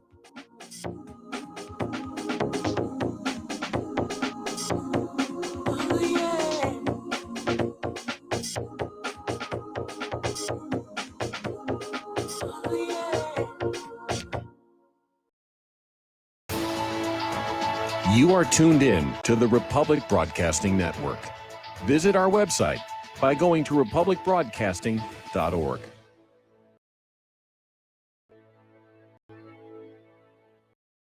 Extend your life with Extendovite. After about a month of Extendovite, I don't know what it is about the circulation factor. I was able to increase the weight, increase the amount of sets I could do. It has to do with the oxygen getting to the blood. You should market this as an athletic performance. And I don't change anything about my diet or anything. I just thought, what the hell is in this stuff? This is amazing. Bilberry extract is got something called resveratrol in it, which is the same stuff that you get from red wine. It's also good for eyesight. And I was reading that the Royal Air Force during World War II would give their pilots bilberry jam so they could have better night vision stuff. This is amazing. To order, call 1-877-928-8822. That's 1-877-928-8822, or visit our website at heartdrop.com. Extend your life with Extendovite. This is too good to be true, except this time it is real. 100%. No joke. How about a $25,000 membership to Front Sight Firearms Training Facility as a thank you bonus for a one-time donation to RBN of only $500. It is a Commander lifetime membership with no yearly fees or dues. The training is free for the rest of your life with over 50 different classes. Then leave it to your designated beneficiary. You provide the approved firearm, holster, ammo, eye, and ear protection. Many features and bonuses are included, more than you would ever expect or believe. This is the ultimate graduation present, wedding gift, etc., etc. See the details. Go to RBN's webpage and frontsight.com to make it happen. You will hear this offer only on this radio network. Help keep RBN alive. Tell 5. Homeowners, are you in foreclosure, expecting to be served with a foreclosure lawsuit, or suspect your lender has coerced you into an illegal mortgage transaction? A huge number of mortgages made in the last 10 years have legal issues and are possibly defective. State laws and the U.S. Supreme Court have upheld that defective mortgage documents are grounds for foreclosure defense and for counterclaims in favor of the homeowner. If your mortgage has been sold or assigned since closing the loan, it may be defective and you may be paying the wrong party, and the lender may not have standing or the right to foreclose or collect payments under the law. If you would like to know if your mortgage is legal or not, or know if you are paying the right party, we can help. Our initial consultations are free of charge. We are not attorneys. We are legal researchers and work closely with experienced lawyers who know how to help you find the evidence to help you keep your home. Call toll free 1-855-2-KEEP-IT. That's 1-855-2-KEEP-IT today. If you got the money, honey, we got the bombs. We'll plant 'em anywhere you like and blow up anyone. Whip this world into a frenzy, killing babies, dads, and moms. If you got the money, honey, we got the bombs. If you got the money, well, we won't say we did. The towers in Welcome back to our show here. And before we go to more phone calls, I want to read you this email that just came in. I grew up in Minneapolis, and police brutality has been a problem since I can remember. I am part Native American, and in the early 80s, I was beaten within an inch of my life. Pardon me. Some kids were knocking over garbage cans in the alley. I yelled at the kids, and they ran off. I was picking up the garbage can, and here comes the bad cop who thinks he's got his man. He did not like my Native American name, and he beat me with his club, took me in on a resisting arrest charge. However, the cop never showed to court. The court dismissed the charges and said it was my lucky day. What BS in the street drug trade, addicts try and buy drugs with photocopied fake bills here in Minneapolis. I picked up a fake $5 bill in South Minneapolis on my way up north for a fishing trip. A convenience store owner pulled me in the back room and asked me where I got the $5 bill and that it was counterfeit. Store owners threatened to call the police and said, I have other $5 bills, just destroy that one and use this other one. That was a very kind thing to do. Many people over here in Minneapolis have been killed by the police. It all started in the early 30s with the Worldwide Works Convention, where police were killed. Remember in 2016, before the election, police shot a black man, also caught on video by his girlfriend, which sparked racial and political division in our country before an election. Well, here we go again before an election. And a lot of people seem to be of that opinion. All right, we're going to go back to the phones. Dustin in New Jersey. Hello, Dustin. Welcome to the show. What's on your mind? People ain't gonna have what I gotta say, Mike, because the cop, he didn't follow the proper procedure. He didn't do what he should have done. Well, he should have. Why didn't they just tase the guy and put him in the back of the car? You know, like, why would you lean on his neck? You know, and it was up to the other officers to step in.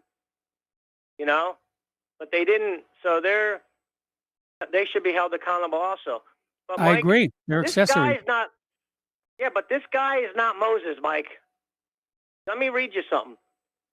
This 46-year-old had left behind his past in Houston after being released from prison stemming from a 2007 robbery. He pleaded guilty to entering a woman's home, pointing a gun at her stomach, and searching the home for drugs and money.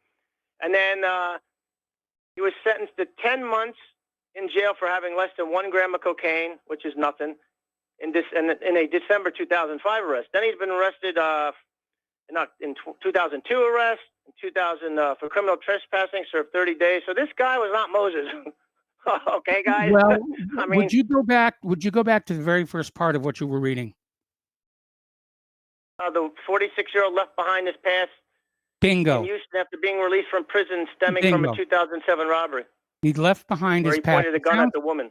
You know, I mean, we've got this guy on videotape, you know, urging young black people to give up gun violence, you know, and try and lead a clean life. You know, there has to be room for redemption in every society. And it sounds to me like this guy had a bad past and he learned his lesson from it. And you know, again, the question that I'm asking is, did he know the $20 bill was a counterfeit? Did he intentionally try and pass it?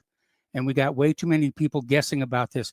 But again, even if he had, That's meaningless, though. A $20 fake bill, that's really nothing. That's no, it I don't isn't. think that even is an issue. You know, it's just what this cop did was wrong. But I just want people to know this guy wasn't a Mother Teresa or a Moses. You know, he had a history. And, you know, you said it yourself. If the police are stressed out, yeah, I mean, there's a lot of people stressed out. Yes. Especially now. But before even the virus, they were stressed out. So, I mean, unless you put yourself in that situation, the same with military people, right? Shooting up a village or this or that, they should be held accountable. I agree. But I mean, it's hard for us to picture that because we're not in either of these guys' shoes. You know what I mean? I never robbed anybody at gunpoint, and I never kneeled on somebody's neck. So Yeah, but let me ask you a question. Okay, just simple question, honest answer. Is there nothing in your youth you did that you feel ashamed about and wish you hadn't done? Because I'll be Nothing honest. like this. I never held up. No, I never not held up nothing like any this. store or nothing. I'm not saying like anything, but I think if you look at anybody's life, even Mother Teresa, that in their wild youth, they may have done one or two things that they frankly wish they hadn't done. And I know because I got a few of those ghosts in my closet. Yeah. And it sounds But to me, I just look at. Oh, go ahead. it sounds to me like this George Floyd, you know, as that article says, he left behind his past. It sounds to me like he turned over a new leaf and he was trying to lead a better life. But again, we don't know. He could have been an exemplary model citizen who was taken in with a phony bill somewhere, and we don't know. And until we know, we can't make any an analysis about whether he's a good guy or a bad guy. In any event, even if he was intentionally committing an act of counterfeiting, of passing counterfeit money, it's not a death penalty crime. Oh, And no, the I top know that, Mike, but you know, on the I role of also look judge, at jury, and executioner. the history. Like if he has a long 20-year history of doing bad things, I just don't see anybody having redemption. You know what I mean? Like it's a pattern. You know, that's what they all go by is patterns. You know, and like if you have 20 years of criminal behavior, it's hard to go back to being Mr. You know, if you've always been the bad guy, it's probably kind of hard to go back 20 years of it. You know, I don't know. You need to go back and reread Les Miserables. I never read that, and I never saw the movie. Well, oh boy, that's your homework. It's a good movie too. Mike, do I still have 1 minute Yes, you on the do. mask issue? Because remember the woman, she was a doctor, right? She wore an Yeah. N95 mask and checked out the breathing of the carbon dioxide. And this is on an N95 mask, guys. You know, it's not wearing a bandana that only gives you 4% protection, which is better than nothing. But I want people to think about that. If you're wearing an N95 mask and your carbon dioxide levels are low, right? Then wearing a bandana is like, if you put that under a microscope, you can drive a truck through the fibers woven between, like, right, the cotton Absolutely. material. So I mean, the mask is not good for you. Or if you had to wear a gas mask for 8 hours a day, 7 days a week, you're not going to drop over, guys. I mean, I think we're getting a little overboard by saying the masks are bad. You know, they're wearing masks all around the world too.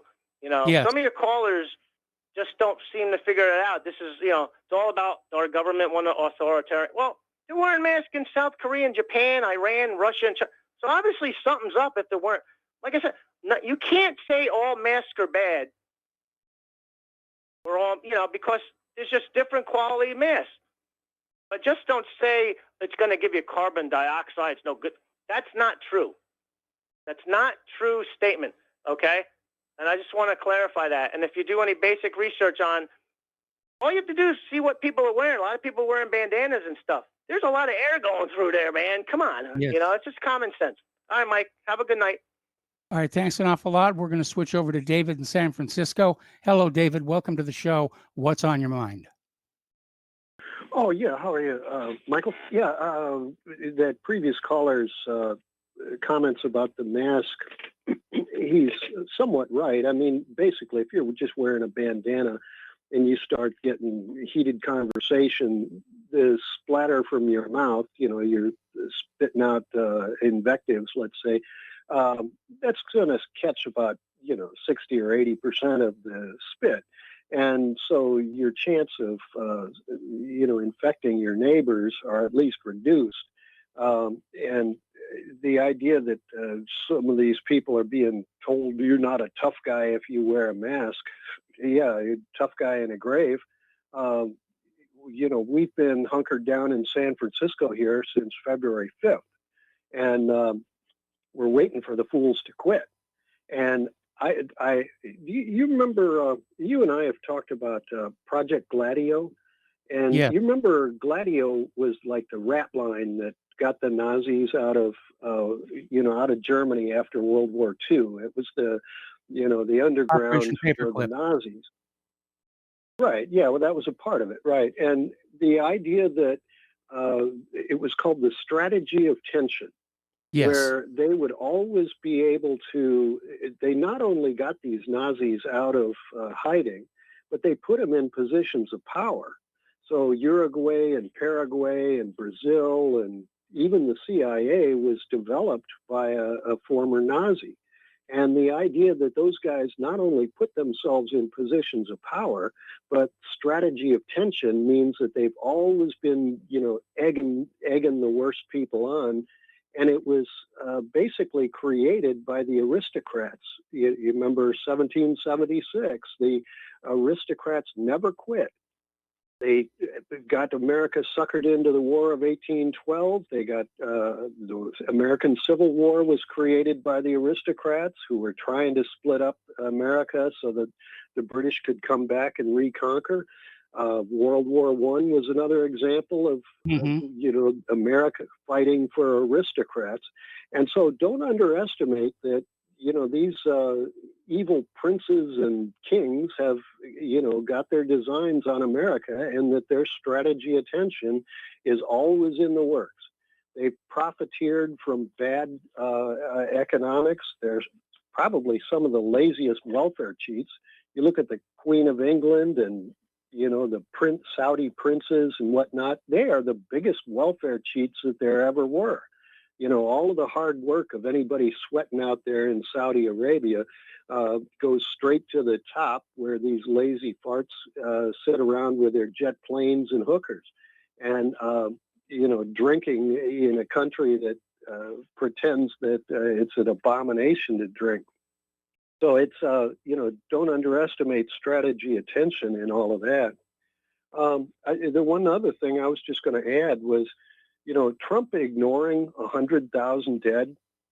It's so profound. I heard a piece the other day that they took 5 of they were Asian countries. I think it was Japan was among them, but they took 5 of the Asian countries that have also suffered through COVID, and their death count, the 5 countries equaled the United States in population.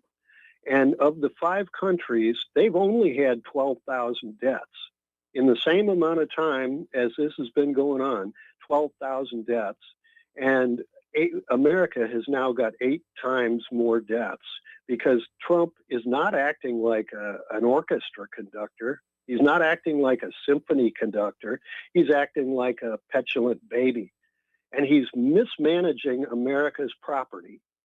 We, the people, hired Trump to be a manager of our property for 4 years. And he claimed that as a real estate broker and a speculator and a manager of properties, he knew how to manage America, and he could manage it with finesse. Well, he hasn't been. He's been treating America like a slumlord would treat it. So, don't underestimate this, arrogance of aristocrats. Trump is just like a pretender to a throne, and he's mismanaging America's property. Well, I'll agree with you on that one. And that is, of course, the proper job of government is to take care of our national sovereignty, to organize for the community what the community needs, but cannot organize for itself. Trump has been a disappointment. I'm still glad that he defeated Hillary Clinton in 2016, but we really didn't get the president that we saw campaigning out there. Anyway, David, thanks an awful lot for the phone call. We're going to let you go. Care. Yeah, thanks. We're going to let you go. The phone lines are open, 800-313-9443. Coming up on the end of the show here, there is a big stink building now over social media. And apparently part of it, a small part of it is Google Drive took down a personal copy of the movie Plandemic at the request of the Washington Post. And I think that definitely steps over a line, but it's a complicated issue. And Donald Trump has just now signed the executive order to change Section 230 of the 1996 Communications Decency Act, which is what gives the social media companies their shield to do what they're doing, free from lawsuits, because they basically declared that these are platforms, not publishers. But as Trump has himself pointed out, when they're engaging in editorial decisions, which is what censorship is, then they've lost that protection of being a platform. And so Trump's executive order is basically saying that we need to basically reevaluate that section of the Communications Decency Act. And basically what happened is Twitter screwed up. They could censor regular conservatives all day long and nobody cared except the conservatives. But they got greedy, they got arrogant, they went to the President of the United States of America. They have made a huge mistake. And Zuckerberg actually got out there and criticized Twitter for what they're doing. So he knows that when the refuse hits the ventilation system, it's going to splatter in all directions on social media, and he's already thinking about how he can get Facebook to survive. All right, we're going to take another phone call. Fred in Michigan. Aloha, Fred. Welcome to the show. What's on your mind? Well, Dave in San Francisco tweaked my memory regarding the fact that the numbers, let's see, Chris Hinckley ID'd William Henry Franken-Swine-Slime Gatzenberg's declaration regarding a guide to number games and lying with statistics. Yes. How to lie with statistics. So, J.R. Moore recently divulged the fact, maybe you have also, that Washington State and I think New York State and however many other states have been reporting gunshot deaths and car crash deaths as corona COVID fatalities. Yes. Is that known as fudging statistics or how to lie with statistics? Called Cooking the Books. Bill Gates. Okay, thank you. Now, he cited 5 Asian countries whose corona COVID mortality is a fraction, 1/8 of what it is here. Mm-hmm. Well, by golly gee whiz, wasn't it Niels Ferguson at Imperial College who had to retract his original scholarly declaration based on his scholarly computer software computation that 2.2 million deaths would occur for sure here in U.S. and 550,000 in the U.K. Yes, it did. What happened with that data? It's still being used. Anyway, listen, Fred, I got to put you on hold. We got to take another commercial break. I'm going to try and get to all the callers. It's the last segment of our show, but I can't make a promise. We'll be right back. Corporate media dominates the American opinion. Finding independent voices that counter this avalanche is becoming increasingly difficult. With the endless corruption running rampant throughout our government, independent voices are needed more than ever to battle the offensive against our freedoms and liberties. As a listener of RBN, no one understands this concept better than you.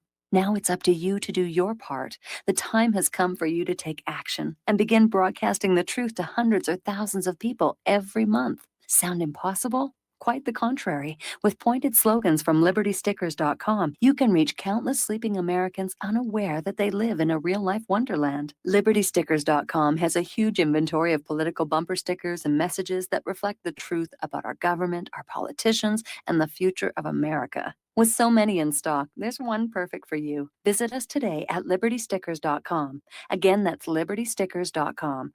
Do your part. Your voice is important. Let it be heard. Extend your life with Extendovite. Extendovite really works. Here are some reviews from Amazon.com. Amazon customer, 5 out of 5 stars. I'm quite happy about it. This product has relieved what appears to be an angina problem, pain in the chest after climbing stairs, and short on breath. I'm quite happy about it. Dr. Sam Surreal. Good product and ingredients. Kept my blood pressure normal after mild heart attack in 2015.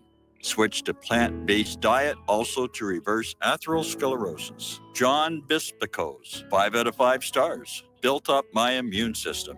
To order, call 1-877-928-8822. That's 1-877-928-8822. Or visit our website at heartdrop.com. Extend your life with Extendovite. The Republic Broadcasting Network late night premiere show The Red Pill Hardcore is hosted by activists that want to hear from you, the listeners. So that you can get involved in the activism, please call in at 800-313-9443 at 10 p.m. to enter the discussion. To book yourself as a guest, call our studio at 202-657-5715 or contact RBN staff. Remember, keep it real and take the red pill. Is the Second Amendment your line in the sand? Is the United States Constitution important to you? Are you worried about gun confiscation? You need to join us for free at gunconfiscation.com. At gunconfiscation.com, you will meet like-minded patriots, get the latest Second Amendment news, and find anything you need to prepare for gun confiscation. Visit gunconfiscation.com today. That's gunconfiscation.com. Which side are you on?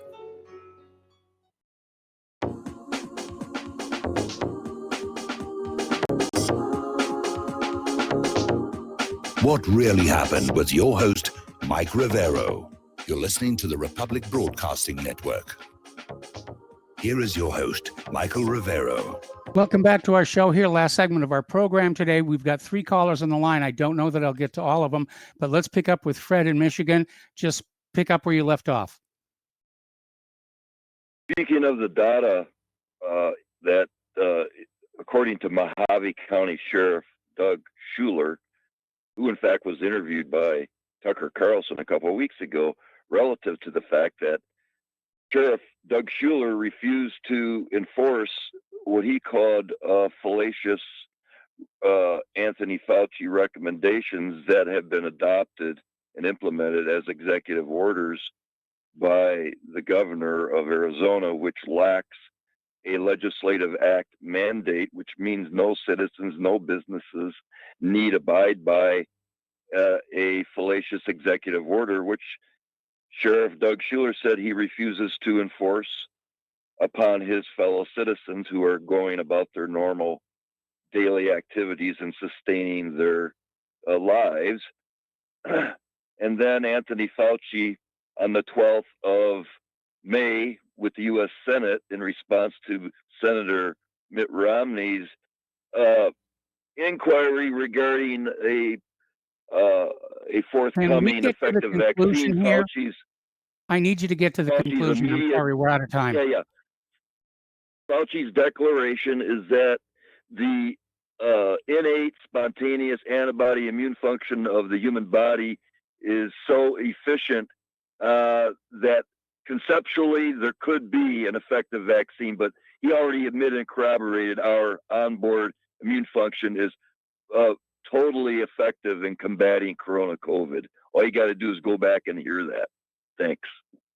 All right. Well, thanks an awful lot. We're going to go to Marcus in Georgia. Marcus, hello. Welcome to the show. What's on your mind?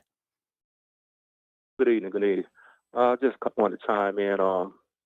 It was a horrible situation about the George Floyd situation, but I just want people to focus on the fact that if you just pay attention to the initial act itself, regardless of everything else, all the spin that comes along with it from the media and everything, the initial act itself was bad, regardless of what color. But another thing I also want to mention is I believe we're still dealing with COINTELPRO right now, and that's very important to understand. Because if you take, for instance, the Tea Party, the organic root of the Tea Party, let's say we go back to Ron Paul movement, because I think he was like one of the founding fathers of the Tea Party. In the beginning, it was good, but we know that the Koch brothers had came in and they infiltrated and they turned it into what it organically wasn't. And the same thing with Black Lives Matter. In the beginning, it was actual movement to address police brutality, but it also got purchased off also. So yes. A lot of the organic movements, they start off good in the beginning, but a lot of times they end up getting bought off by government agents. And so they lose their genuality. So I just want people just to realize and understand that you have to be careful what camp you decide you want to be in without investigating. That's all I just wanted to say. All right. Well, thanks an awful lot for the phone call. And there's the music. I'm sorry for the rest of the callers. Try and call back tomorrow. Stay tuned for, well, actually, Steve Elkins is taking over John's show for today. And I'm sure he's got lots of interesting things to share with you. Please spread the word of RBN. Spread the word of whatreallyhappened.com. Please donate. We cannot be here without you out there helping us. We'll be back tomorrow. Aloha, America. With the lovely lady, Claire.